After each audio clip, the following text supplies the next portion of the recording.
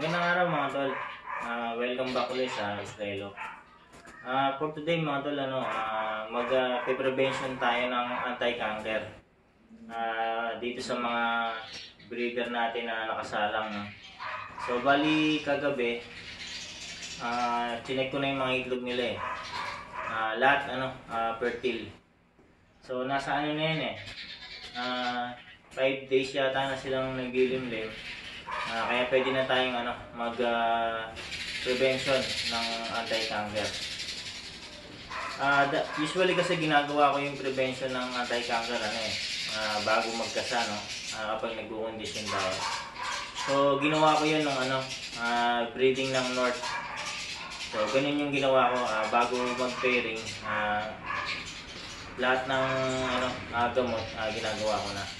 Pero ngayon yung sa anti-canker, ngayon ko lang siya gagawin kasi yung breeding ng North saka South medyo magkalapit eh.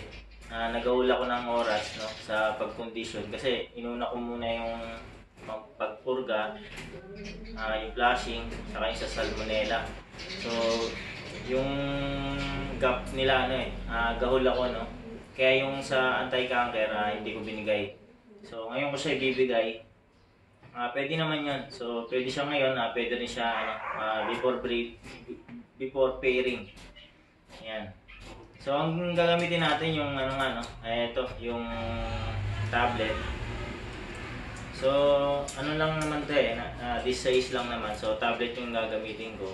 Pero pag plaque treatment, yung syrup ang ginagamit ko. So, tablet ang ginagamit ko yung pantao kasi mura to, same lang to ng sa Pangkalapate.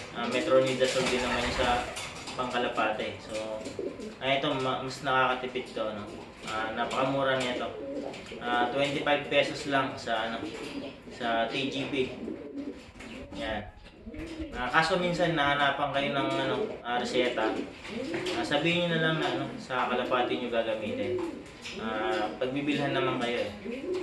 So ayan mga tol, painumin na natin sila. So nga pala yan, for 3 days natin silang painumin ng metronidazole. So umpisa na natin.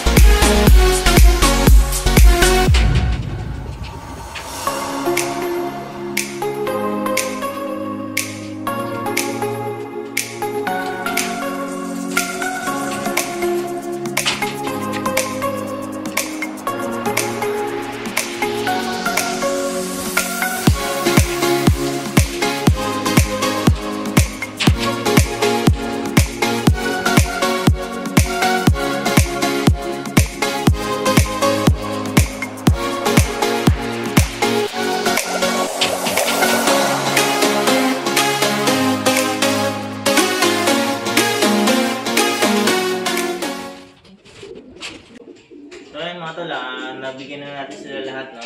Ng ano, pang-anti-cancer.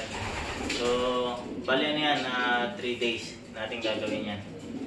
Ihabol ko lang mga tol, kung bakit tayo nagbibigay ng anti-cancer, no? Para yun dun sa ano, prevention natin, para dun sa kapag napisa na yung itlog nila, nagsisiw na, para ano, yung magulang kasi once na meron siyang cancer, hindi niya masusubukan yung sisiw eh. Masakit kasi yun para sa kanila, no? Mangyayari, yung sisiw kapag hindi kumain, syempre mamamatay lang yun. So yun yung purpose nun, prevention sa anti-cancer. Yan. So bali 3 days na prevention. Pero kapag ano, yung kalapate may ano na, may cancer na siya sa lalamunan, ano na siya, 5 to 7 days ang treatment nun. Yun din, yung tablet na yun ang bibigay. So yan. So okay na tayo dito mga tol, tapos na tayo, no? Ano lang, ihabol ko lang alam pala yung ano, yung ibon kahapon na meron tayo na target na inakay. Ito, papakita ko sa inyo, no?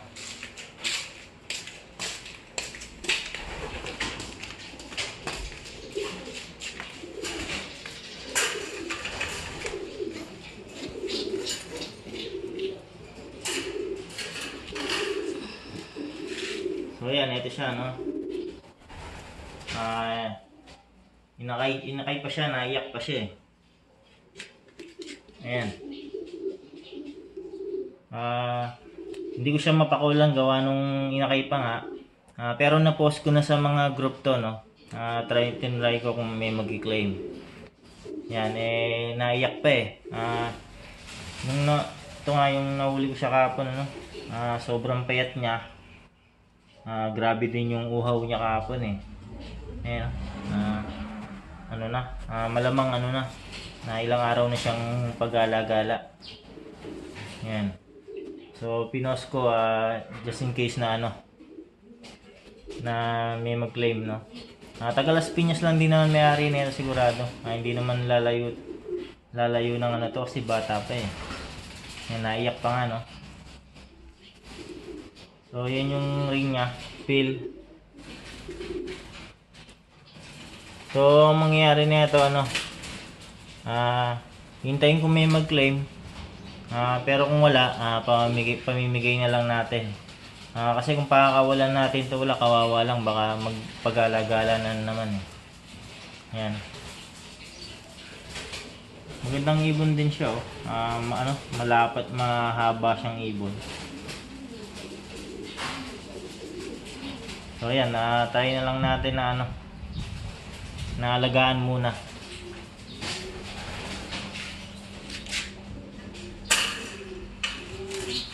Ayan, kung naririnig nyo, no, naiyak pa siya.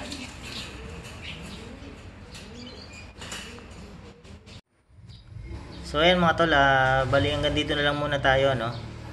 I-update ko na lang kayo uli sa mga ano, next, sa mga susunod na mga video natin, no. So bali thank you na lang uli mga tol sa panonood ninyo, no. Bali yung video nga pala nito, no, kung paano pumasok sa loob to, i-didikit ko na lang sa ano, sa video na to, no, para makita ninyo. So ayan mga tol, thank you uli sa panonood ninyo. Mag-ingat din kayo.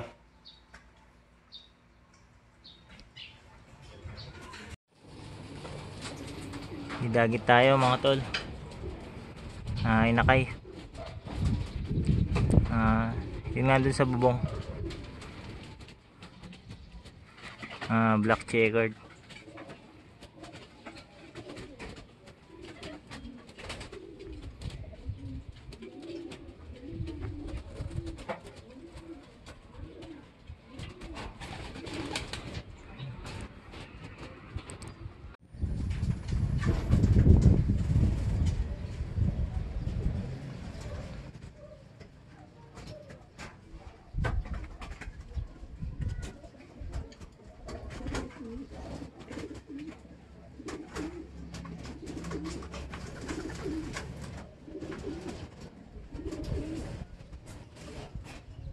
Batang bata.